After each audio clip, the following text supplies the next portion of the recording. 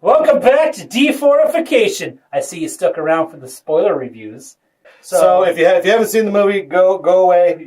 This the first however many minutes was. You've been warned. You've been warned. Funny points of the movie. Let's start with that. Pop culture references. Like when Doctor Strange is talking to Wong, and he's like, Wong, like Cadell? Or, yeah. And he's like, Bono. Like he's making a joke into us. It's hilarious. But like Wong's just like, straight face. He's but like, little do you know, he actually listens to Beyonce. Well, so he comes back, he goes, what's up, Beyonce? He's like, what, you don't listen to Beyonce at all? Like, and he does. He's like, so he goes, people thought I was funny once. He goes, did they work for you? So, great there. Yeah. The fact that he shows up as a spectral ghost to a night nurse. Yeah. That was Christine scares the crap shows out of up and he's like, this is my astral form.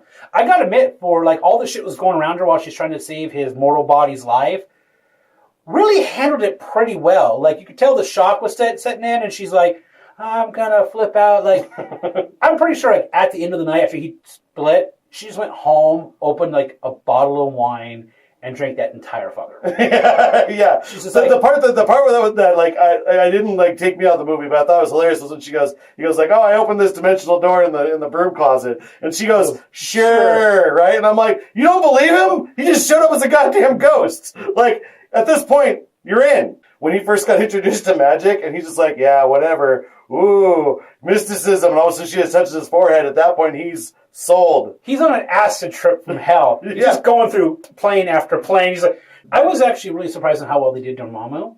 I was worried because Dormammu in the comics, if you're not familiar with, I'll throw him behind on us here, like, Dormammu, Pumpkinhead on fire. You know, I was like, oh, but when they showed him in the movie, like, he was kind of like a fractaled image of, like... Benedict Cumberbatch was doing the voice capture and the physical capture for Dormammu. So he's talking to himself.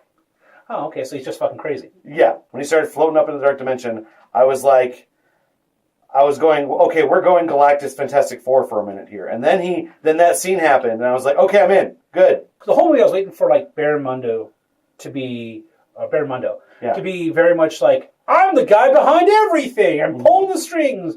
But it took him in a different direction. Like, he's a good guy all the way up to the end of the movie. Like, you can see the way when he, like, all right, I'm going to become your nemesis now. Mm-hmm. It makes sense. Yes. Yeah, it does. And you see that in the second post-credits teaser. So, for you guys, we saw people leaving right as the credits started. Like, I'm out. I'm like, you've never been to a Marvel movie, apparently. Yeah, apparently you know. First end credit scene. Thor chilling out in the I guess it was the New York Sanctum because he's now in the New York Sanctum. He's chilling out, talking to Strange. Strange is like, I watched this world against extraplanar threats. You're in town with Loki. That's a threat. They shouldn't be here. Why? And he goes, we're looking for our father. Mm-hmm. And he goes, okay, so if I get you and Loki, if we help you find your father, you guys will leave back to Asgard. He's like, yes. Cool, I'll help.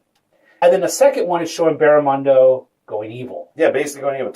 And by the way, you're warping the laws of nature. The guy's trying to walk. Give the guy a break. Like, this end credit scene with Thor takes place sometime in the middle of Ragnarok or...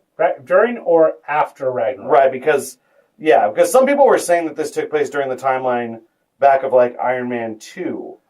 But no. But it doesn't. Yeah. Like, I don't see the connection there. It takes place after Thor the Dark World.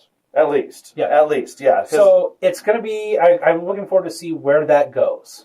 Cameo, but... Speaking of spoilers, Ant-Man, when he went to the subatomic, went to the place of where time and space stops, that is the dark dimension you see in this movie. When I first show, when Doc Strange gets knocked in, he's going through all the different planes, and they talk about, like, the plane of no time. You see him just floating there for a moment in the dark dimension. I was like... That's where Ant-Man went to at the end of the Ant-Man movie. That's where Hank Pym's wife, the Wasp, Janet Van Dyne, is lost at. Yeah. So I'm like, you just tied this to Ant-Man. Okay, so let's do this. Favorite character in the movie? Well, God. Well, I mean, I would say I'd be copping out by saying Doc. So let's say, aside from Doc Strange, I would say it's probably Mondo. Me, it's the Cloak of Levitation.